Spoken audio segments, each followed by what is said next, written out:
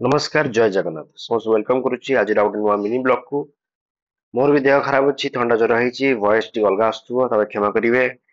आज आम देखा मसरूम र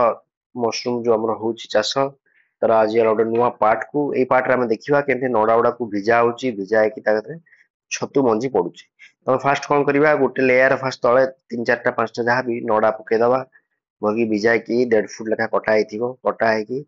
थाकरे आम भल केमती रखा दी आड़ू बाउंशरे लास्ट एंड रोथुव से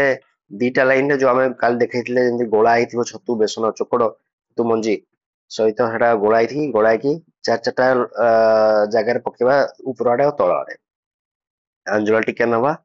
तो ऊपर मुठाए भाया टिके पके पके देखते पड़ुची बास पड़ो आउ तले गोटे लाइन पड़ो ऊपर गोटे लाइन तले गोटे लाइन पड़ो तापर आउ गोटे लेयर पड़ो जो आमर कचड़ा गोटे आउ गोटे लेयर पड़ो जो आम बिड़ा बंधा है आउ गोटे लेयर पड़ो ता उपरे सेमती आउ थे छतु मंजी पड़ो गोटे बिड़ा को खोलाइकी आम खेलीदवा। तो यहाँ ही एक्चुअली प्रोसेस विशेष किसी एटा रॉकेट साइज प्रोसेस नुहे बहुत ही सहज प्रोसेस आप देखिए फास्ट गोटे लेयर पड़ो तापर मंजी पड़ो कि आउ गोटे लेयर मंजी पड़ो कि आउ गोटे लेयर मंजी पड़ो कि 3टा लेयर टोटल पड़ो 3 लेयर जो आम मंजी आ जो पकेवा ता उपरे गोटे ही बिड़ा को खाली खोलिकी खेलीदवा। यहाँ ही प्रोसेस बहुत सहज आप देखिपारे से सेट कले बोली थापी थापी सेट कर सेट कले यह हम कि मॉइस्चर कंटेंट भितर बांधी खेलिक रही बेस कौन हम पवन पशिव सुखार चांसेस बहुत कम हुए बहुत बेसी बढ़ीज आमर कुटाटा जो कचड़ा भिजाई सुखीगले भल छतु बाहर ना मॉइस्चर टा लक हो रहा बहुत निहाती दरकार यहाँ देखिए तले टिके ऊपर गोटे लाइन तले गोटे लाइन एमती पकाउं मंजी मंजी को पकई सारा बिड़ा को खोलदेवे देखिए खोलदेकी से खेलदेवे बास सहज पूरा बिल्कुल ही सहज आप घरे भी करें बहुत ही सहज। एटा ही गोटे आम मान जो मशरूम जो हुए फार्मिंग एटा ही गोटे प्रोसेस आमर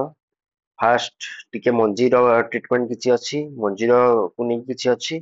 आउ बेड पकेयार स्टाइल टाको नहीं अच्छी आउ किसी नहीं बहुत ही सहज आमको खाली देखार अच्छी बेड जो पकाऊँगी क्लीन एनवायरमेंट हाइजेनिक एनवायरमेंट पड़ुची कारण यार फंगस लगे बहुत ही चांस थाए मेन असुविधा हुए फंगस लगे देखते आम एमती ट्रली रे आणुचु ट्रली आनी कचरा रखुचु से पके पके जाऊँ पके सारा एमती जरीटा सील हम सील है खाली घोड़ा जेहतु पकड़ा चली सील है घोड़ा देखते यहाँ सील सब सील है बढ़िया कि जरी को भितर टप कर भितर पसईकी बाउंश भितर पसईकी बढ़िया कि सील करदे पवन जमी बाजबनी कि मॉइस्चर सुखीब ना भर मॉइस्चर जमी बांधिकी पूरा भल कि मॉइस्चर सुखीगले नड़ा सुखीगले से आप भल छतु छतु ही बाहरी न पारे आ बेसी मॉइस्चर भी छतु मंजी पचिज तो राइट अमाउंट ऑफ मॉइस्चर माने जिते आप नड़ा को चिपुथे हल्का हल्का आप हाथ ओदा हो पानी बाहर नो से नड़ा पानी बाहर मैंने बेसी मॉइस्चर अच्छी हल्का जो ओदा हो ठीक मॉइस्चर अच्छी भितर आदि किसी ओदा लगुनि कम मॉइस्चर अच्छी तो आम सठिक मॉइस्चर सब दरकार ये आप देखिए यहाँ नड़ा गुड़ा कटा 1.5 फुट लगा सैज कटा बेड़ा बंधा सब आप टैंक रे भिजेबे कुंड आप ठीक अच्छे ना आप जहाँ भी उपाय अच्छी से उपाय कर भिजा भिजा ओभरनाइट भिजा रखा जो पानी रुहे कढ़ा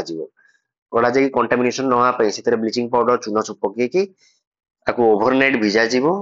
परदिन सका कढ़ा यहाँ ही प्रोसेस। तो आज मशरूम रेडी सरला वीडियो देखा नेक्स्ट ब्लॉग रे जय जगन्नाथ।